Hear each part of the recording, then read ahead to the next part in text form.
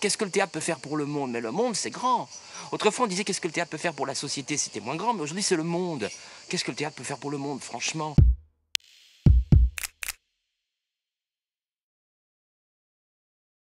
Le théâtre peut toujours poser les questions. Il est là pour ça. Je pense que le théâtre n'est pas forcément là pour donner des réponses sur ce qu'il faudrait faire.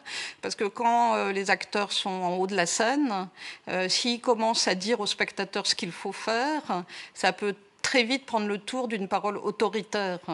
Parce que fatalement, les spectateurs, eux, sont assis dans la salle et n'ont pas droit à la parole d'une certaine façon. Le théâtre reste un lieu de la réflexion, du partage, et un lieu où on peut lancer le débat, parce que c'est un lieu où la pensée se construit en mouvement, c'est un lieu où la pensée se construit d'une manière très complexe. Je comprends pas ce mensonge. Pourquoi préférer l'idée du suicide à l'idée du crime? Les gens veulent pas la vérité. Ils prennent des fragments de leur vie et ils les adaptent autrement pour arriver à un scénario qui leur permet de supporter tout ça. Et après, comme je crois toujours à ce que disait Brecht, une fois que le rideau retombe, tous les problèmes sont posés et il faut que les gens discutent entre eux en sortant du spectacle et éventuellement se disputent, s'engueulent, se crient dessus, dialoguent, parlent de tout ça toute la nuit s'il faut. Quelque part dans le monde est né le Messie. Et ce Messie apportera aux hommes le bonheur, l'ordre, la richesse, la bonté, la fraternité et toutes les autres choses désirées par les hommes, en particulier par les Napolitains, même les plus simples et les plus ingénus. Si on veut émanciper les gens et les rendre plus libres, il n'y a pas d'autre possibilité que de faire ce travail sur soi-même. Et donc ça veut dire pour l'art vivant de le faire en direct sur scène.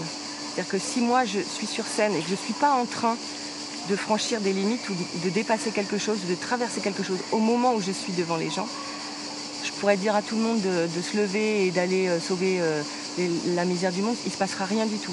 Et je pense en revanche que essayer modestement de s'émanciper de quelque chose. Alors au théâtre, ça peut être du sens, ça peut être de la propagande, ça peut être de la séduction, ça peut être de plein de choses qui nous plombent aujourd'hui dans notre société, dans notre civilisation. Si je tente, en tant qu'artiste de spectacle vivant, de me libérer de ça, j'ai des chances que ça contamine. On a le temps.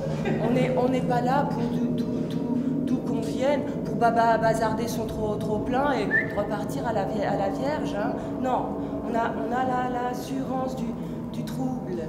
Ici, c'est intéressant, c'est une fraîcheur assumée dans le fragment. On a besoin de réconciliation, on a besoin d'apaiser les blessures de l'histoire, les blessures que les politiques continuent à provoquer.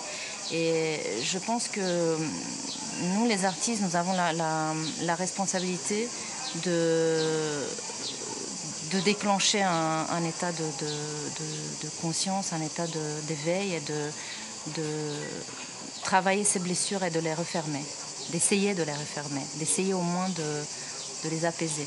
Quel était le sujet de votre émission? Un massacre. Un massacre? Oui, un massacre colonial, le massacre de Thiaroye. Vous avez passé des mois à reconstituer un massacre? Pourquoi? Pour réparer.